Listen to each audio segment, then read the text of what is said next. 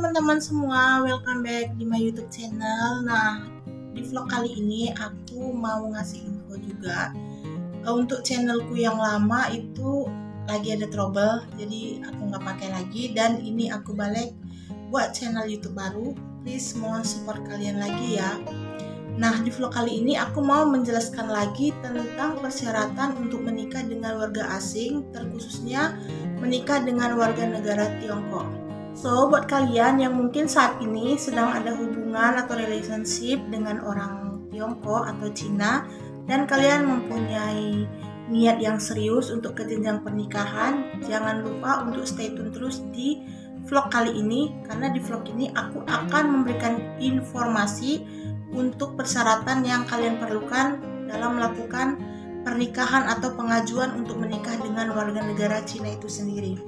Untuk saat ini kita bahas untuk persyaratan yang dibutuhkan oleh calon kita ya, atau yang warga asingnya.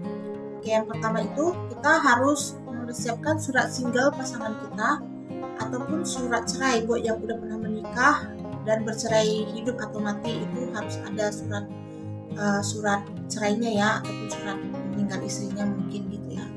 Karena kebetulan aku juga menikah sama seorang muda ya, jadi kemarin itu memang dibutuhkan surat single plus surat yang menyatakan bahwasannya sejak terjadinya perceraian sampai pada saat kami mengajukan pernikahan di kedutaan Cina, suamiku itu belum melakukan pernikahan lagi dengan siapapun dan dimanapun, kayak begitu ya. Terus yang kedua, persyaratan kedua itu udah pasti KTP ya, KTP. Terus yang ketiga itu kartu keluarga, yang keempat paspor, dan untuk yang terakhir ini sih yang paling penting ya menurut aku saat ini, per 2017 itu sudah ada kewajiban, misalnya kalau warga negara asing itu harus mempunyai namanya KITAS ya, kartu izin tinggal sementara gitu. Oke, dan untuk kita pihak Indonesia, pihak ceweknya ya, itu kita membutuhkan yang pertama surat single ya. Surat single itu yang kita urus dari RT, RW, terus ke kecamatan, kelurahan, sampai ke catatan sipil. Ini buat yang non muslim, dan kalau untuk yang muslim nggak perlu ke catatan sipil tapi tembus ke KUA ya. Terus yang kedua KTP kita, terus yang ketiga itu kartu keluarga. Terus kemarin juga aku dimintain kayak akte lahir gitu, juga paspor. Untuk step berikutnya ya, setelah semua persyaratan itu lengkap ya, kita sediakan juga beberapa lengkap fotokopiannya semua ya. Dan untuk berkas yang istri itu ditranslate dulu ke dalam bahasa Mandarin gitu ya. Oh ya, dan ini khusus untuk yang menikah di Indonesia ya teman-teman, karena waktu itu aku dan suami pernikahan agama dan negaranya itu di Indonesia, jadi ini khusus yang menikah di Indonesia aja. Sobat kalian yang mau menikah di Cina juga boleh langsung di komen, nanti aku bantu cari tahu atau bantu kasih info untuk syarat-syaratnya. Setelah persyaratannya lengkap dan kalian udah buat fotokopi beberapa rangkap, itu semua persyaratan dibawa ke kedutaan Cina yang ada di Kuningan, Jakarta. Untuk masukin berkasnya itu sih dulu ya, ada batasannya itu dari jam 8 sampai jam 11 siang aja. Jadi sebelum kalian ke kedutaan Cina, dipastikan bahwasannya semua persyaratan kalian itu sudah lengkap ya teman-teman, biar nggak mubazir waktu, uang, dan juga tenaga gitu ya, biar nggak bolak-balik juga, capek banget soalnya kalau lagi pas pengurusan kayak gitu tuh, menguras tenaga, emosi, jiwa tuh sampai nggak selera makan. Sekedar info untuk saat ini, belakangan ini sih setahu aku ya, di kedutaan Cina itu akan dilakukan wawancara, ada sesi wawancara untuk calon pengantinnya teman-teman ya. Itu sih kalau menurut aku memang demi kebaikan kita juga ya gitu, diwawancarain.